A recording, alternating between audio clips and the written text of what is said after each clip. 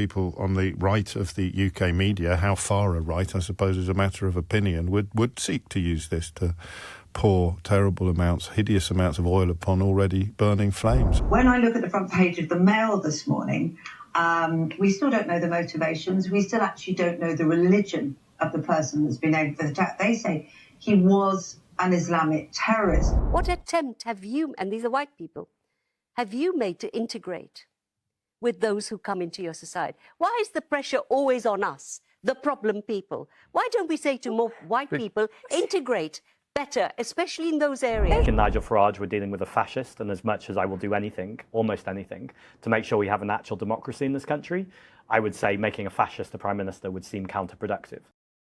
I think one of the things that I have found most insane over the past few days, though, is the MSM's reaction to this synagogue attack. Because rather than actually deal with the news story, right, deal with the problem that is in front of them, which is this growing tide of Islamist extremism, Islamist terrorism, prompted by the hate marches on the street, they want to play mental arithmetic in terms of saying, oh, the really bad thing about the synagogue attack, forget the 2 Jews that were dead, is actually the fact that it's going to empower this invisible far right.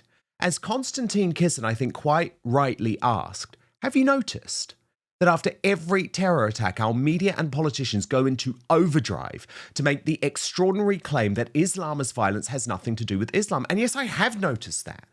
But I think it's all part of this same thing. It is an MSM cover-up over the facts of any Islamist terrorist attack, and we have to start calling it out, because I've seen loads of examples from major media organisations, including LBC, the fake news agents, and Good Morning Britain. Watch. Let me read you this from the front of the Daily Mail. From woke police chiefs to left-wing politicians, the list of the killer's enablers is legion. They should have blood on their consciences. My colleagues John Sopel and Emily Maitlis yesterday pointed out that, and David Yelland, the former editor of The Sun of all places, on their Newsagents podcast, pointed out that people on the right of the UK media, how far a right, I suppose, is a matter of opinion, would seek to use this to pour terrible amounts, hideous amounts of oil upon already burning flames. And there it is, front page of the best-selling newspaper in the country. So if you thought Yvonne was exaggerating, or indeed if you thought John Sopel and Emily Maitlis were exaggerating yesterday, and David Yelland, the former editor of The Sun, then I'm afraid the proof of that particular pudding is on your newsstands as we speak. But I also know, very sadly, there are many people in our profession, and sadly in journalism, on the right, I have to say, and probably on the left as well, who will try to use this and are already using it to divide. When you say already using it, what do you mean? Well, I mean, I switched on GB News, actually as soon as I heard about this, because that's sort of my journalist instinct, and they were talking about asylum seekers. They were talking about how the Prime Minister may, in their view, or in the view of whoever was talking, had lost control over the number of Muslims in this country and so on. Now, that makes all kinds of assumptions about what the attack is and who the perpetrator is. But it is also, in my view, what terrorists want. When he's talking about extremism, and on that, you know, when I look at the front page of the Mail this morning, we still don't know the motivations. We still actually don't know the religion of the person that's been aimed for the attack. They say he was an Islamic terrorist.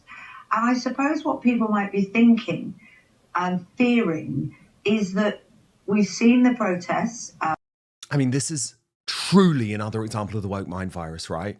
So you've got the Daily Mail front page out, literally saying he was an Islamist. He is an Islamist, okay? Like, for God's sake. And still that's saying, oh, well, we don't know his motive. We don't know his religion. Sometimes it's only a comedian, I think, who can sum up the absurdity of this situation. Step forward, Leo Curse. In Manchester, and obviously it's a horrible tragedy, but watching the police and the BBC try to deal with it, you know, they put a thing up saying police are still trying to develop and work on a motive for the attack. It's like he drove a car into a bunch of Jews and then jumped out and stabbed them and had a fake bomb vest while screaming Allah Akbar. And his name was Mr. Jihad. I don't think we need to dig up Sherlock Holmes for this one. You know what I mean? Fucking hell.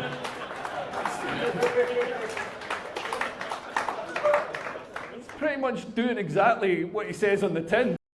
Totally. But Yasmin Alabaya Brown thinks that it is all down to the people in the Red Wall. It's their responsibility to somehow make terrorists like Jihad feel at home. Can you believe that more than half of you are watching this video but not subscribed? So please do me a huge favour. Click the subscribe button now. Turn on the notification bell so you'll be alerted to all of our brand new Outspoken videos. Yasmin, do you acknowledge that one of those points that Emma made about the fact that it puts the social cohesion, that people coming here Listen, in large numbers, so she's talking about large numbers. So you go to the Red Wall. I go to the Red Wall a lot and argue with people in pubs. I do this as a duty, as a journalist, right? And I ask them, what attempt have you, and these are white people, have you made to integrate with those who come into your society? Why is the pressure always on us, the problem people? Why don't we say to more white people, integrate better, especially in those areas? They haven't chosen to move to another country. I don't interrupt you, so don't interrupt me, okay? Why don't we say integration is a dance? So you need two people. You need two people on both sides. And only one side gets lectured. That is a fair point, isn't it, Stephen? No, it's not. Oh, no, Yasmin.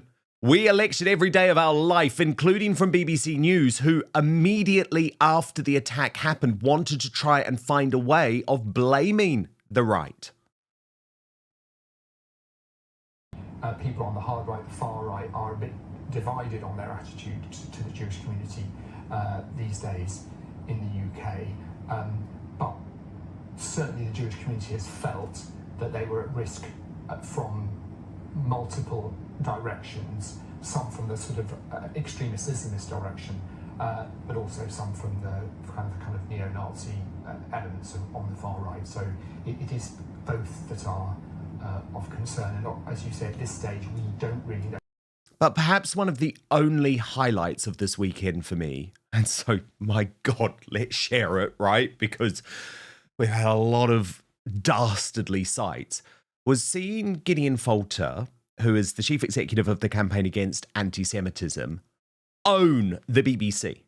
And own the BBC presenter Christian Fraser live on air. This was beautiful to watch.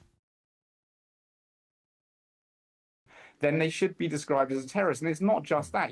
As you know, a BBC investigation has found that the BBC itself, and the BBC had to admit this, the BBC itself has sent money to the family of a Hamas official. The BBC broadcast... Yeah, but I must also emphasise that there are constraints on the BBC. Glastonbury, when you have people on the stage at Glastonbury calling for death and... Yeah.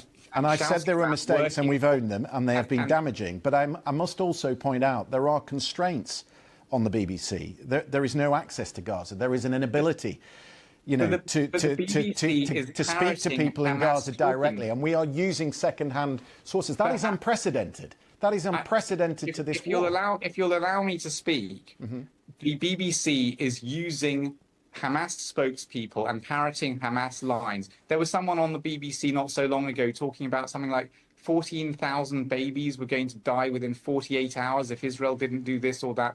And the BBC don't challenge it. It is a constant drumbeat. And when you have people talking about genocide, apartheid, baby killers, and saying that Zionism is racism and all of that kind of absolute vitriol, then it dehumanizes people who have any kind of association with Jews. It dehumanizes people who have any kind of association with Israel. And unfortunately, that is what the BBC has been guilty of. And I think the BBC needs to reflect, because British Jews have been saying, you are causing part of the problem. And if the BBC is so self-righteous that it will not listen, it is unfortunately completely complicit in the atmosphere of incitement that is happening against British Jews at the moment. And it's very sad to say it, because the BBC should be a national institution which has the respect of all communities. It does not have the respect of the Jewish community, and it hasn't for some time. Gideon Falter, I know I must let you go. I am grateful for your thoughts this evening. Thank you for coming on. Owned. And look at his face at the end there, because he knows that he was owned. And Gideon's organisation, the Campaign for Anti-Semitism, is doing important work about so much of what is going on in industries that should know better. So look at this. Campaign for Anti-Semitism writing to the Bar Standards Board regarding Sham Udin, the campaign against anti-Semitism, regarding Sham Udin, the barrister who posted this video of himself, claiming that it is rumoured the Israeli government orchestrated the attack in the synagogue in Manchester. This is a barrister. Watch. But first, if you're anything like me, you've spent so much time trying to find the perfect skincare treatments for your face, only to realise you've been neglecting the skin on your neck. But as I've got older, I know that's a massive oversight, because the neck is on display all the time, yet lots of folk just treat it as an afterthought in their routine. And I know I'd fallen into that trap. And what's been interesting actually is since starting this campaign with Go Pure, I've spoken to many in our Outspoken audience, many women who tell me that they know the skin on their neck is thinner, more delicate and less oily than facial skin, and they need specialised care, but they just don't know where to get it from. And so I have to say, that is why Go Pure is the answer. It is an absolutely beautiful product. This is the Go Pure Tighten and Lift Neck Cream, and it's transforming the lives and necks of women and some men too, all across the globe. So let me tell you about this gorgeous product, because I saw a noticeable difference within just weeks. Oh, and by the way, Outspoken viewers and listeners get 25% off Go Pure if you use the code DAN, that's D-A-N, at checkout today. So just head to gopure.com/Dan, use code DAN, and you're all set. But what's so amazing about Go Pure is that its proprietary firming complex is actually designed to visibly firm and smooth the skin on your neck and chest in as little as 4 to 8 weeks. In a consumer study, 100% of users said their skin looked more supple, 97% noticed a firmer appearance. Indeed, Go Pure's full line of science-backed skin and body care have delivered for over 100,000 real women with real results. It's dermatologist recommended, cruelty-free, plus with over 1 million jars sold, I don't think you can say this is a beauty secret anymore, right? Because it's not a secret, if you get what I'm saying. So, tighten, lift, and restore elasticity in your neck, because your skincare routine shouldn't stop at your jawline. And for that limited time, Outspoken viewers and listeners get 25% off Go Pure using the code DAN, D-A-N, at checkout. Just head to gopure.com/Dan, use the code DAN, and you are all set. Quick favour too, after you buy, when they ask you where you heard about Go Pure, make sure you tell them it was after watching Outspoken. But now, back to the show. Breaking news. It is rumoured that the Israeli government orchestrated the attack in the synagogue in Manchester yesterday, the 2nd of October 2025. The Israeli government has sleeper cells in the UK and the USA, and they activate them at their will. Who remembers the pager attack and the attack in Iran where sleeper cells were activated? There are communities in Syria that are sympathetic to the Israeli government. In fact, the Israeli government bombed Sunni Muslims in Syria at the behest of some of the Syrians. So they have sleeper cells in the United Kingdom. It is rumored that King Charles is on the Israeli government's target list to be assassinated. They will assassinate him just before the elections in order to get the right wing activated and in order to create a race war in the UK. You have been warned. I mean, he's a barrister. And I think what was even more shocking to me is that the new Green leader, Zach Polanski, spent the weekend in this climate, right? Knowing what this climate now is, knowing the personal security threat that this man is now under. He spent the weekend deriding Nigel Farage as a fascist in a new low for the woke left. wouldn't do anything that would make Nigel Farage Prime Minister. That would be an absolute red line, and that includes proportional representation. I think in Nigel Farage, we're dealing with a fascist, and as much as I will do anything, almost anything, to make sure we have an actual democracy in this country, I would say making a fascist the Prime Minister would seem counterproductive. In terms of a Labour coalition, it's something... So you wouldn't support PR if it meant that made Nigel Farage Prime Minister? No. I just think ultimately you have to have a red line. And although if you said to me, what's the number one thing that I think would change the British political system, I would say it's PR. Now, before I get atted, I realise that that can seem privileged because people are really struggling with their wages, they're struggling with the cost of living crisis, they're struggling with fascism and racism. All of those things absolutely matter. But until we get proportional representation, I think it's very difficult to deal with those things meaningfully because we know we could get Farage being Prime Minister on 25 to 30% of the vote. Despite a majority not electing him, he could get a huge majority. I don't think that's going to happen, but that's a reasonable scenario. So PR has to absolutely be the number one thing that I think will unlock all the other things that so many of us want. I do also think, though, that there has to be basic standards. And seeing Nigel Farage go into number 10, I think no longer becomes about a democratic or constitutional conversation. I think it becomes about a crisis, particularly for minority communities, particularly for people who are already terrified and scared. And I could absolutely rule out that under no circumstances would I accept any part in making Nigel Farage Prime Minister. Okay, straight to my superstar panel. Kendall Harper-Rayes of Advance UK and Reform UK, rising star in Essex, Russell Quirk. Russell, despite everything from the past week, Zach Polansky describing your leader as a fascist. Yeah, look, I'm gobsmacked because, of course, when these stupid slurs are thrown at Reform, whether it's Nigel or anybody else, me included, as soon as you go back and say, you're wrong, that is without any substance, obviously. Anyone with half a brain knows that. When you ask these people to cite just one example of extremism or racism or fascism. I mean, these people don't even know what fascism is. You know, fascism is the likes of Adolf Hitler and the Nazis and so on. And to be comparing a popular, the most popular political party where members like me are being elected almost on a daily basis now by way of popularity to try and through some kind of lazy politics, some kind of lazy slurring to try and align people's beliefs and perceptions that the leader of the most popular party in Britain is somehow a fascist. It's frankly pathetic. I suggest that Zach Polansky, I mean, isn't this the man that changed his name to Polanski? Polanski being the surname of one of the most prolific sex offenders who went to prison in the United States.